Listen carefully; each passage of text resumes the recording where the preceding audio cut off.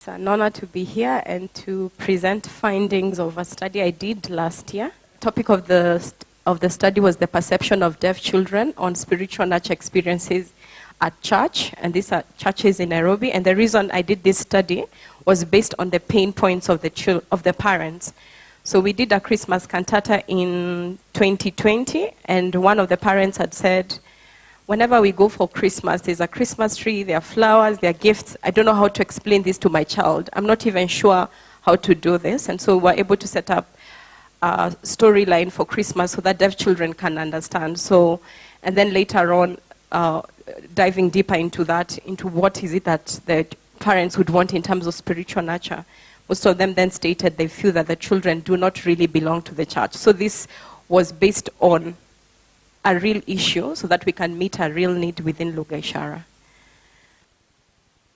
Yeah, so the background of the study is that it's a human right to have spiritual nurture as per the UNCRC, the right to religion, and the sad thing is that only 2% of the deaf population have access to the gospel, according to the Deaf Bible Society. So what this study did it has increased the voices of the deaf children themselves into the designing of Sunday school programs. What do you think the deaf children need? So this study was different because of saying, I am the deaf child. This is what I need. So really increasing the agency of the children towards designing Sunday school programs.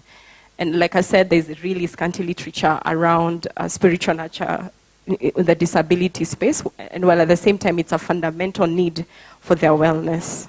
I used an interpretive female. It's a phenomenology study.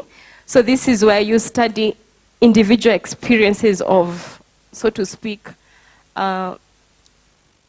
few people, yeah, so under investigation. So you go deeper.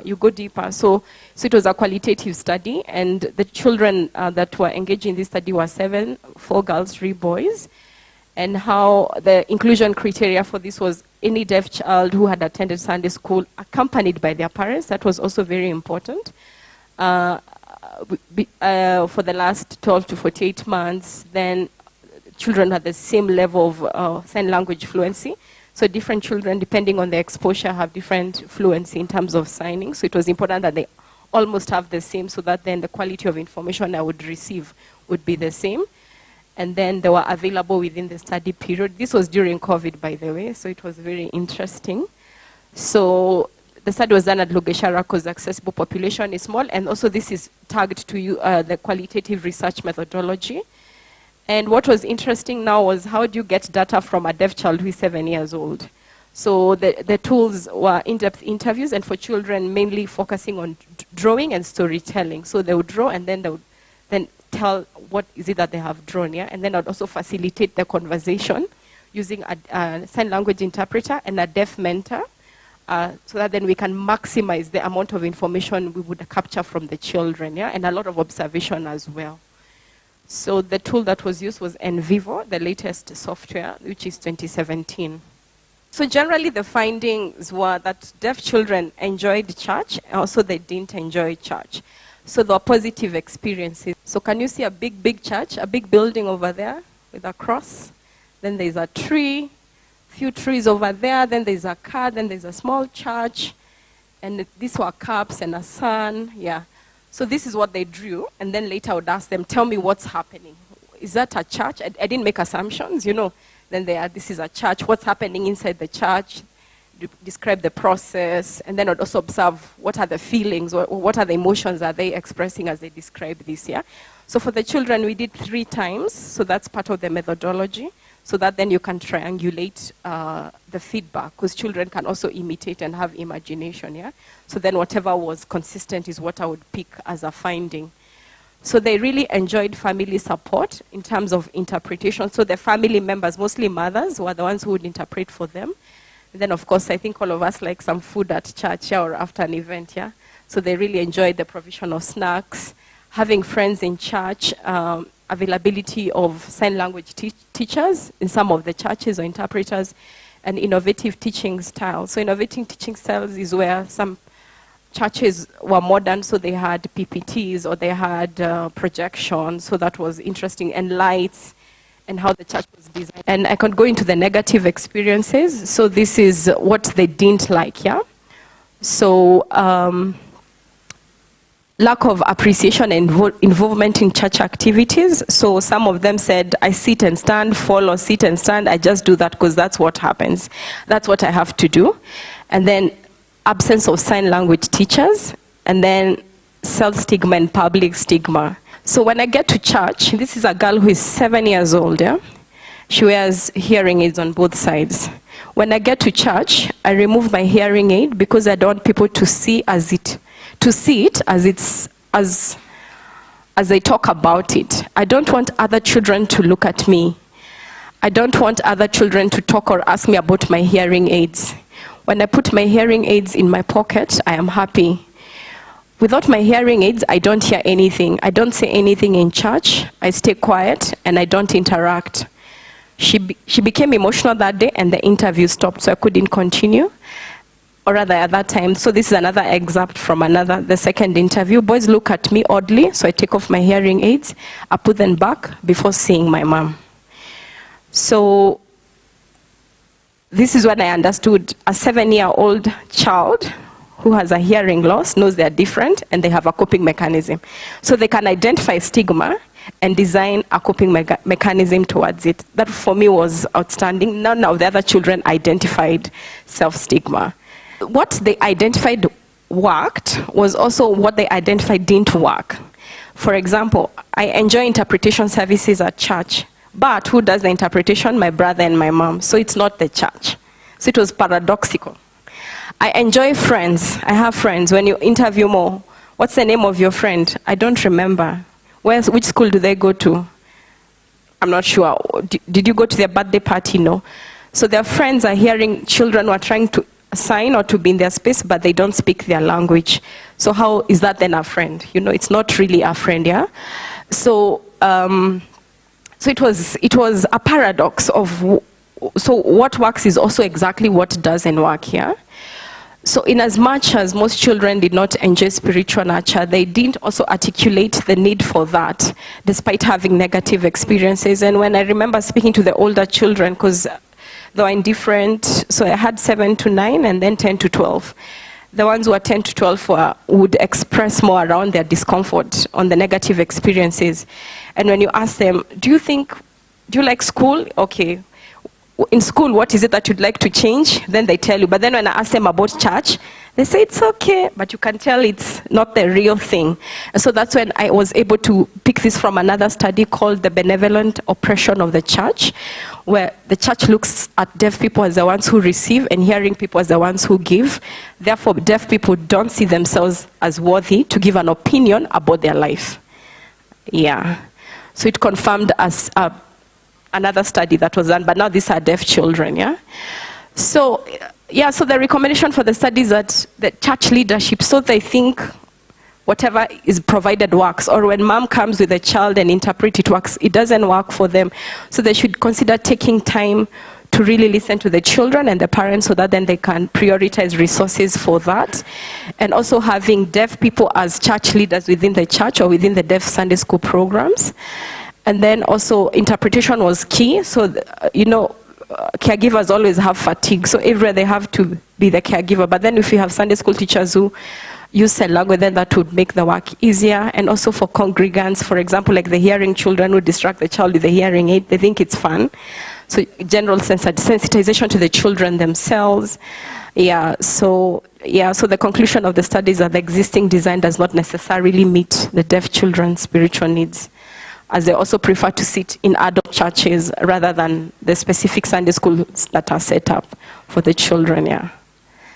That's the end of my presentation.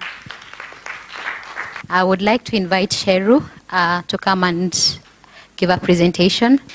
This study was funded by the GIZ, and I'm here to present on behalf of Sight Savers, Kenyatta University, the United Disabled Persons of Kenya, UDPK, and the Association for Microfinance Institutions in Kenya, AMFI, who we all collaborated with in this study. So as a starting point, about 1.4 billion adults were found by the Global Findex database. They found to be, they remain unbanked globally. So about 1.4 billion people are still unbanked globally. Majority of these, thank you. Majority of these were more likely to be women, more likely to be from poor households, and also from rural areas. And you can see, as we've been hearing these presentations, a lot of people with disabilities also fall in these categories. One of the gaps in this database is that we have not segregated this data by disability status. A closest kind of report that I found by the Center for Financial Inclusion, it says that only about 0.5% of its clients are people with a disability, so there's quite a bit of a gap. And as we've been hearing from time and time again, digital channels have been proposed to be a pathway for financial inclusion for people with disabilities. In Kenya specifically, what are these digital channels? So somebody, Melubo and Musau defined it as ATMs, mobile banking, online banking, and they are basically the digital aspects of financial inclusion. But we know several pros and cons exist. For example, in literature, it has been seen like pros, of course, there's the issue of word convenience. You can make financial transactions using your mobile phones. There are cons, the issue about the accessibility. So the apps are there, but they're not able to be reached properly. They cannot be able to be understood. Things like that are also present. So for this study, the main objective, because there's not much data in Africa, in Kenya specifically. So we wanted to understand from both two angles, from the people with disabilities, how they perceive and experience these digital channels, and also on the other side, from the financial institutions, the providers of these services and products, how they perceive the use of these digital channels by people with disabilities. So looking at both sides. So how did we do this study? This is part of some data that we pulled out of a bigger sort of study. We were looking at both understanding literature. We did a rapid review of literature. And then we also went to the field to collect data where we were able to analyze, which we were able to analyze. So the rapid review we did from around April to June of last year. And we were looking at just targeted databases and websites, including primary data collection, so people who went and actually collected data from the ground and not necessarily reports or opinion pieces. We also were looking at literature that was being done that was reported in either English, Portuguese, or French, published after the UNCRPD convention was enacted, and then also from that we were able to identify 12 documents that were medium to high quality kind of research using a specific methodology that we used. So from the qualitative aspect, this is where we looked at both financial institutions and people with disability. From the people with disability, we were able to identify, our target group was, can I say, like working class people who use financial services a lot, between 18 to 60 years, from low income countries. And also through that, we were able to do focus group discussions, about 10 of them, split between Nairobi and Migori. We were trying to look at comparisons between the urban and rural kind of setup. And then we were supported by UDPK to be able to mobilize the participants. From the financial institutions, we did in-depth interviews. We were able to get about 17 institutions. Some of them had branches in Migori, so we were able to interview the participants in Nairobi and the participants, in Migori.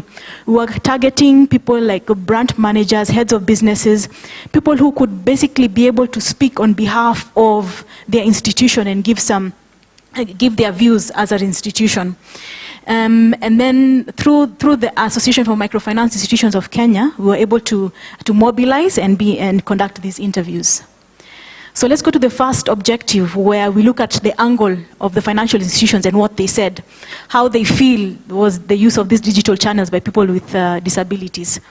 So on a positive note, like all of them reported that they have these digital channels, whether it's ATMs, the use of M-Pesa, the use of these USSD codes, the star something hash, where you follow up a prompt and you're able to access the services, or even the digital apps. So all of them reported that these digital aspects exist. However, in terms of making them accessible, that was another story altogether. very few, in fact maybe one or two, were able to report that they actually pay attention to people with disabilities. So there's that quote saying that we have made our ATMs and banking halls accessible. We have ensured that the counters are sunk to a comfortable level for wheelchair users. We have 19 branches which are all friendly to people with disabilities. Again, this is not a representative, it's just one or two that were able to give such examples. Now, what are the reasons? So most financial institutions admitted that the digital channels are there, yes, but they are not accessible, or they are not even considering people with disabilities when they were developing these channels. And some of the reasons that they gave were, one is things to do with that these services and these channels are designed for everyone in general, the general population, as they said. So it was for everyone, designed for everyone, so therefore they were not paying special attention to people with disability. Some of them said that if we decide to pay attention to people with disability, that is a form of discrimination, because some people do not want to be known as people with disabilities, and therefore we just want to make everyone equal. The second thing was the issue about policies were not there. We know that in the country there are, as we had earlier, the Persons with Disability Act and other policies and guidelines, but at institutional level, these do not exist. The issue about data came out pretty strongly, because one of the questions you were asking is how many people with disabilities are within your institutions, or how many are accessing, or which products are even being accessed by people with disabilities. And a lot of them did not have any data on this. They don't know.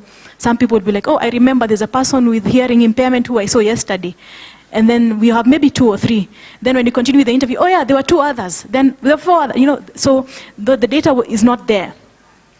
There's also this speculation that the numbers are very low. So there are very few people, so why should we maybe adapt things or channels to be able to cater for them? The costs are high and be able to make these adjustments. There was also the perception generally that people with disability don't really use these channels. They actually prefer to come to the institutions physically and get these services. And this was found both from the physical, the kind of interviews that we did, but also even from the literature, that there's a high preference of in-person visits compared to the digital channels. And then also the other one was that now the lack of knowledge. So the channels are there, so how do we make the changes? So for the people with disability, some positive experience. I mentioned convenience. The important one was the low likelihood of stigma. Because of the challenges that are there, they said that they can't see us, they can't see our disabilities. The aspect of being able to control their money individually, that came out as well. The issue about it saving dignity and avoiding embarrassment. So because of the poverty levels, because we also targeted people from low income areas, they said that if we go and talk and borrow money, the whole village will know, because now if we are late in paying, then everyone will talk about us. Then also they said that these digital aspects, the M-Shwari, M-Pesa and all those things, the loan aspects, their short processing times, flexible repayment plans and all those things. Regarding the negative experiences, there were mentions of that this institution did not tell them that these apps exist. So they did not know. In fact, some people were saying that they're not being told that ATMs are actually available to them. There was the continuous debt cycle. So the issue about, because the loans are easily available, then you keep on being on a loan cycle time and again.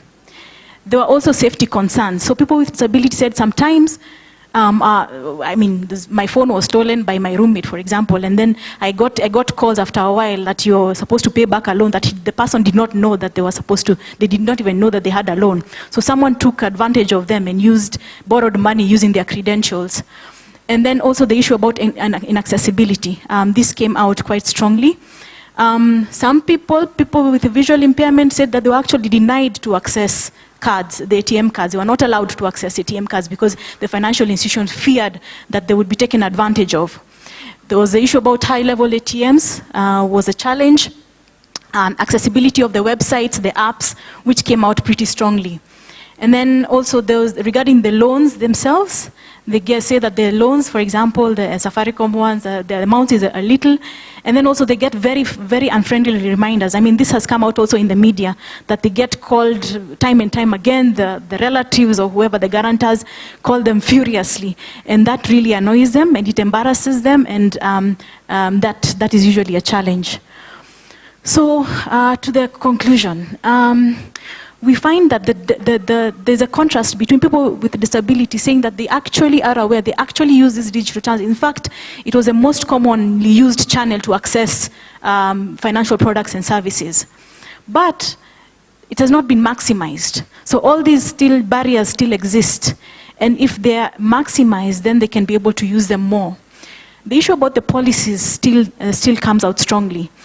It's there in the government, it's there, but it's not broken down to like institutional level kind of policies.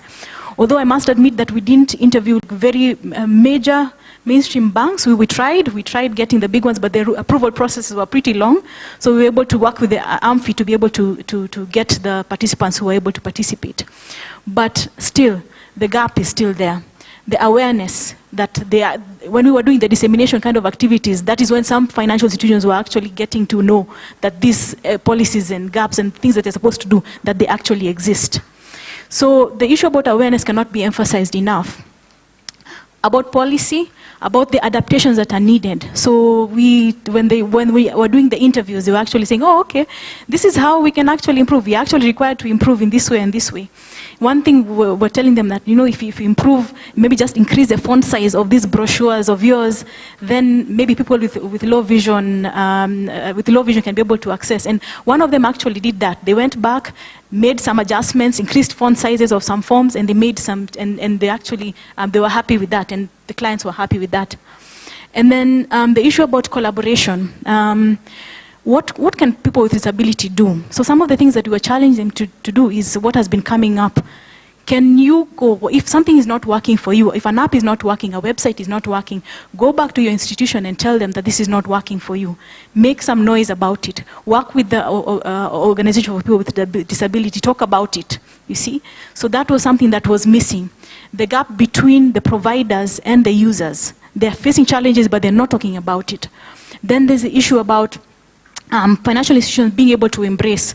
One of the questions that we kept on being asked is, you're talking about people with disability, but where are they? Where can they be found? We're like, okay, this is interesting. So when we were doing the dissemination activities, we would link them up and say, these are people with disability, now have your conversation. Eat lunch, have to have these meetings and discuss. So there's that aspect, and there's positive kind of feedback. So from this work, we developed some sort of prototypes where a co-creation activity that was done with both people with disability and financial inclusion representatives. They sat down and identified the gaps that were strongest. So one of them was the issue about awareness, where we provided awareness to some of these financial institutions, awareness training.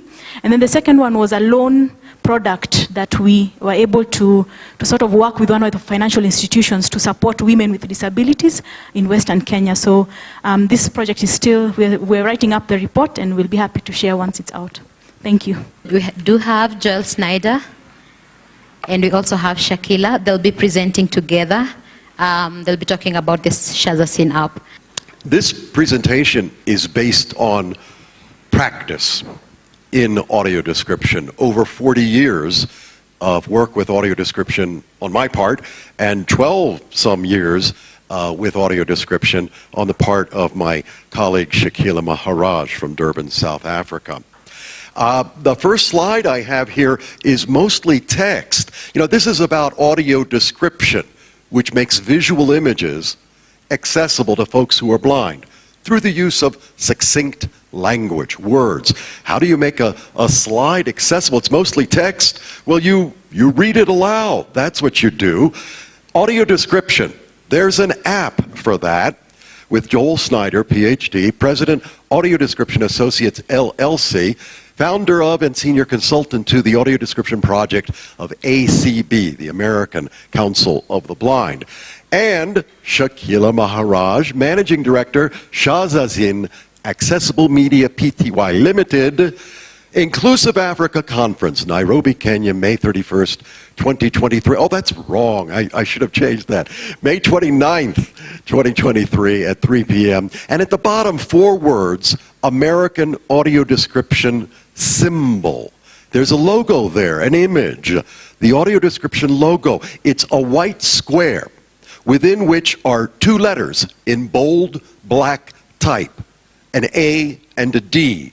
The left side of that A is tilted just a bit to the right, And to the right of the curve in the D, 3 curved lines. Period. Why do I say that? Because sometimes describers will go on and say something like, they represent sound waves. Well, that's true enough. But there's nothing on the screen that indicates that for sighted people. Why would you add that information for people who are blind or have low vision or otherwise can't see the screen? No, it almost implies that someone who's congenitally blind wouldn't have occasion to encounter curved lines as sound waves. Of course they would. They live in the world. Here's the thing. We describe. We don't explain. We show. We don't tell. So that's a little bit about audio description and a little bit about our audience for audio description as well. Audio description is all about an alternative, the use of language to perceive visual images. I'll put my glasses on so I can read this more clearly. There you go. It provides a verbal version of the visual. The visual is made verbal and oral, A-U-R-A-L, he points to his ear, and oral, O-R-A-L, he points to his mouth. We use as few words as possible to convey the visual image for the benefit of folks, primarily of people who are blind or have low vision. Using words that are succinct, vivid, imaginative, we convey the visual image that's not fully accessible to a significant segment of the population. You know, new estimates by the American Foundation for the Blind put that number at over 32 million Americans alone, who are either blind or have trouble seeing even with correction. That's a big number. That's 8% of the population. Yeah, and of course, it also makes accessible images that are not fully realized by the rest of us being sighted folks who see, but we don't observe, we don't really notice. A describer's words are typically heard in the pauses between bits and pieces of dialogue or critical sound elements in a performing arts piece, in a movie, in a video. It's meant to enhance the experience, not distract from the performing arts event, the film, the video, or the museum exhibit. By the way, it benefits people, this has been shown, on the autism spectrum, people with ADHD, people who are learning a new language, and of course, yes, sighted folks. Perhaps someone's simply in the kitchen making a sandwich while the TV's on in the living room, right? You don't miss a beat. You can hear what you can't see, not because you're blind, you're in the wrong room, right? Or maybe someone's just a little too far away from the image. I've got an image on the screen here now.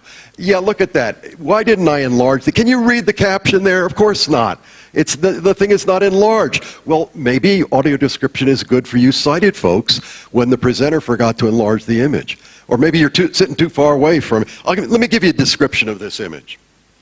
The Fan by John McPherson. On a stage, at left, a woman in a flowing gown, her hands clasped in front of her, stands before a kneeling man in a doublet and feathered cap. He croons, "Why dost thy heart turn away from mine?" At right, a man at a microphone speaks. Basically, the guy with the goofy hat is ticked because this babe has been running around with the dude in the black tights. The caption reads, "Many opera companies now provide interpreters for the culturally impaired." A little bit of description humor there for you. But you know what? Even an 11-year-old child can use words to help someone see an image that's not accessible. I love showing you this clip from the movie The Book Thief. A young man is being hidden in the basement of a home for his own good. And in the home there's a girl who visits from time to time. He's a poet, and she loves to talk to him about words and language. How does one access the descriptive secondary audio track in a movie theater or at home? Well, oftentimes in the cinema, you have to borrow a headset that all too often malfunctions. Or at home, you know, the audio description track can be turned on, but then everyone in the room hears it, whether they want to or not.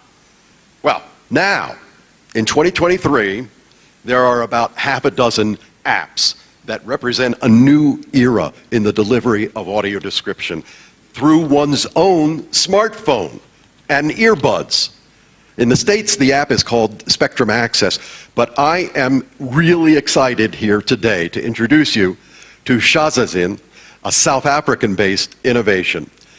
This smartphone app can deliver synchronized description as well as foreign language audio at any movie theater, at home, at live performances. And very appropriately, it was developed by a blind person, Shakila Maharaj. Some years back, Shakila brought me to South Africa for a month to train audio describers. Well, I'm very proud to be back in Africa, here in Kenya, with Shakila, and she will now introduce you to the Shazazin app. Why did we develop this app? And let me tell you a little bit about the background. So when I went blind in my 20s, I realized I could still see. I could see faces, colors, shapes, spatial dimensions. I saw through words. Words created a vivid, imaginative, immersive experience. Most persons who are visually impaired lose their sight later in life. They carry a strong visual frame of reference. Even persons who have never seen perceive the visual world. Audio description is critical to maintain and stimulate this visual frame of reference. In fact, I believe audio description is more than an art form. It's more than an access tool. It's a developmental instrument that impacts on our effective functioning as persons with visual disabilities. So what are the challenges we are addressing in creating this app? Firstly, as you heard through Joel, the population of visually impaired persons is growing. And in fact, in 30 years, it's expected to double. It'll be equal to the size of the current population of Africa. That will be the number of persons with visual disabilities in the world. And that is factoring in persons who are aging, 60% of whom have visual impairments. On the other hand, the world is becoming increasingly visual. All key activities in life, education, business, entertainment, all are moving to visual-based platforms, such as the internet, social media. What does this mean for visually impaired persons? There is a silent, giant crisis emerging. As the world is becoming more visual, we are getting increasingly isolated. The Shazazin app was designed against this background. We need to create awareness about this giant gap that's erupting. We need to address it with urgency. And one such solution is the Shazazin app. In conclusion, what I want to say is, as we started with this initiative, we came to realize that Shazazin is more than just providing access to entertainment. We started to get information on shopping platforms for businesses. So basically, whatever you see can be described. Tours, illustrated books, educational illustrated books, like STEM literature. So Shazazin is unfolding as a lifestyle app. It's, as I said, your personal describer. And the whole idea is we want to create accessibility that leads not just to contributing to access, but integrating in society and leading persons with disabilities to participate in society. So it's an accessibility ecosystem that's beginning to emerge with Shazazin coming into place. You know, I mentioned earlier that in the United States, where I'm from, Washington, D.C., there are over 30 million individuals who are either blind or have trouble seeing, even with correction. That's a huge number. And I believe that there's just no good reason why a person with a sensory disability must also be culturally disadvantaged? No. There is a great public benefit that could result from reaching out to this population, not to mention the financial benefit that might be gleaned from this untapped market. You know, in the United States, the principal constituency for audio description, folks who are blind, have an unemployment rate of 70%. 70. That's unacceptable. I'm certain that with more meaningful access to culture and its resources, people become more informed, more engaged with society, more engaging individuals, and thus perhaps more employable. And I have on the screen right now our contact information. I'm at Joel Snyder, J Snyder at audiodescribe.com. My website is audiodescribe.com. The website of the Audio Description Project of the ACB, adp.acb.org. And Shakila is at shakila@shazazin.com. And that's the website address as well. Thanks so much.